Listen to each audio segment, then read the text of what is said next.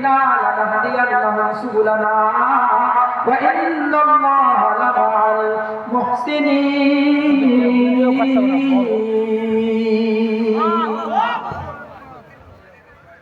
মোহতারাম হাজরিন, তাহলে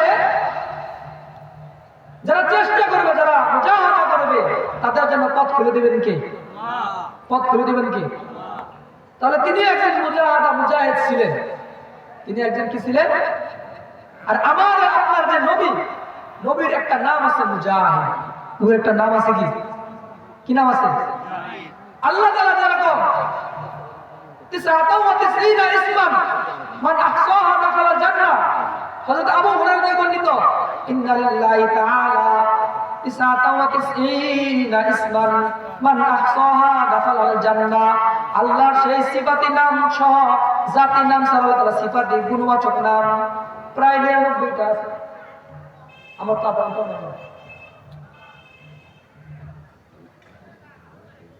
এইভাবে ডিস্টার্ব করলে তো বয়ান করা সম্ভব না। তাহলে আল্লাহ তাআলা বলেছেন, আমি তো বারবার ঘুরে দিয়ে চাইতেছি, এটা টাইম মতো ছেড়ে দিন। আল্লাহ তাআলা বলেছেন, ইন্না লিল্লাহি তাআলা 99 ইসমান মান আহসাহা দাখালাল জান্নাহ। আল্লাহ তাআলা বলেন, বান্দা, আমার জাতি নাম ছাড়া আমার গুণবাচক 99টা নাম আছে। যেই ব্যক্তি এই নামগুলো মুখস্থ করতে পারবে, মান আহসাহা দাখালাল জান্নাহ, ওই ব্যক্তি জান্নাতে যাইতে পারবে।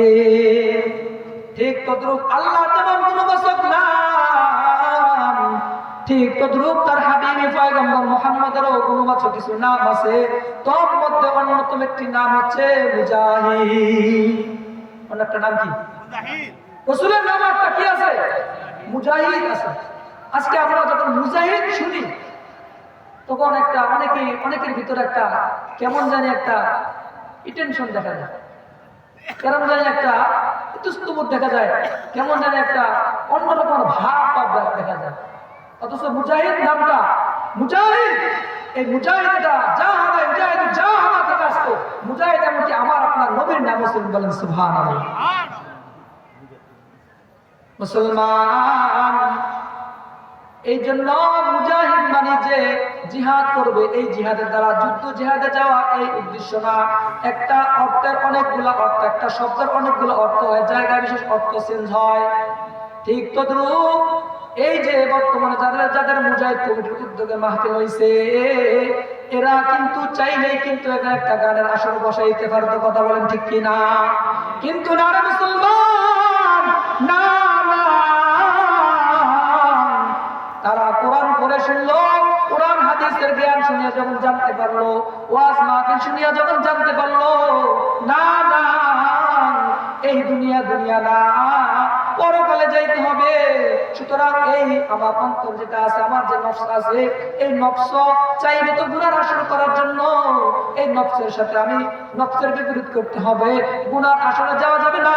আমি গুনার আসর না করিয়া একটা ওয়াজের মজমা করব, আর ওই ওয়াজের মজমা করতে হলে কিন্তু অন্তরের দরকার আছে। কথা বলেন ঠিক কিনা? সবাই করতে পারে না। এই যে ওয়াজ মাহফিল হয়েছে, সবার কি এখানে অর্থ আছে? সবার পরিশ্রম আছে? সবাইকে এখানে অংশগ্রহণ করবে? কারণ সবাই এই সমস্ত দিনের কাজে কি করতে পারে না, থাকতে পারে না। যাকে আল্লাহ কবুল করে, যাকে আল্লাহ ভালোবাসে, যার কল্যাণ চায়, আল্লাহ তাআলা তার মাধ্যমে দিনের কাজগুলো করায় না। কথা বলেন ঠিক কিনা?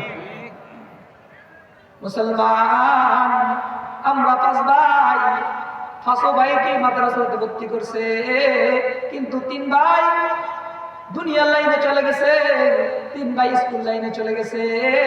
আল্লাহ তাআলা আমাদের 2 ভাইকে মাদ্রাসার লাইনে কবুল করছে, বলেন আলহামদুলিল্লাহ। তাহলে বোঝা গেল কি, তোমার হাতের 5টা আঙ্গুল, 5টা আঙ্গুল কিন্তু 5 কাজে ব্যবহার হয় না, এক একটা কাজে ব্যবহার হয়। কথা বলেন ঠিক কিনা? এই যে বৃত্তাঙ্গুল কানের ভিতরে ঢুকবে নি?